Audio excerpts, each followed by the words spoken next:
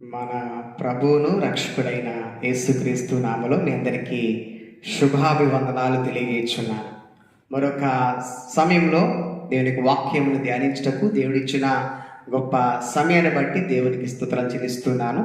ఈ సమయంలో వాక్యమును చదువుకుందాం. సామెతల గ్రంథము 3వ అధ్యాయము మనము చదువుకుందాం మొదటి నుంచి. నా కుమారుడా, నా ఉపదేశమును మరువకము, నా ఆజ్ఞలను హృదయపూర్వకముగా గైకొనుము. అవి దీర్ఘాయువును సుఖజీవముతో గడుచు సంవత్సరములను శాంతిని నీకు కలుగు చేయును. దయను సత్యమును ఎన్నడూ నిన్ను విడిచిపోనీయకుము. వాటిని కంఠభూషణముగా ధరించుకొనుము.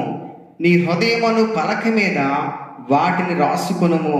అప్పుడు దేవుని దృష్టి యందును మానవుల దృష్టి యందును నీవు దయనొంది మంచివాడవని అనిపించుకొందువు అని రాయబడింది. ఇక్కడ చదవబడిన వాక్యంలో చూడక మాట జ్ఞాపం చేసుకుంటే, నా కుమారుడా, నా ఉపదేశమును మరువకము అని దేవుడు తన వాక్యం ద్వారా మనతో మాట్లాడుచున్నాడు.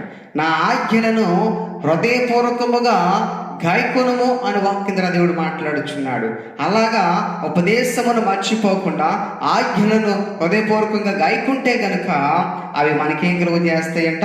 దీర్ఘాయువును సుఖజీవముతో గడుచు సంవత్సరములు కూడా దేవుడు మనకిస్తాడంట. అంటే దీర్ఘాయువు, ఎక్కువ కాలం సంతోషంగా జీవించుట, సుఖ జీవితం, ఈ లోకంలో ఆనందిస్తూ ఈ లోకంలో దేవుని కొరకు జీవించాలనే ఆశ కలిగి, అనేక మందికి ఆశీర్వాదకరంగా ఉండాలనే ఆశ కలిగి జీవించడము అనేటువంటిది దేవుడి వల్ల కలుగుతుంది.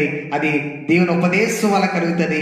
దేవుని ఆజ్ఞలు హృదయపూర్వకంగా గాయకొనడం వల్ల కలుగుతుందని దేవుని వాక్యంలో రాయబడుతుంది. అప్పుడేం కలుగుతుందంట? నీకు శాంతిని నీకు కలుగు చేస్తును అంటాడు దేవుడు. అంటే నెమ్మది అనేటువంటిది మనకి ఎప్పుడు వస్తుంది చెప్పమంటారా? దేవుని ఉపదేశం మర్చిపోకుండా ఆయన ఆజ్ఞలు గాయకుంటే గనుక మన నెమ్మది వస్తుంది అనే వాక్యంలో రాయబడింది. అలాగే మరొక మాట జ్ఞాపకం చేసుకుంటే, దయను సత్యమును ఎన్నడూ నిన్ను విడిచిపోనీయకుము. వాటిని కంఠభూషణముగా ధరించుకొనుము. నీ హృదయమును పలక మీద వాటిని రాసుకొనుము. దయ అనేటువంటిది ఎప్పుడు కూడా మనము విడిచిపెట్టకూడదు. సత్యము అనేటువంటిది ఎప్పుడు కూడా మనము విడనాడకూడదు. సత్యము అనగా నిజం పలుకుట, నిజమాడువాడు.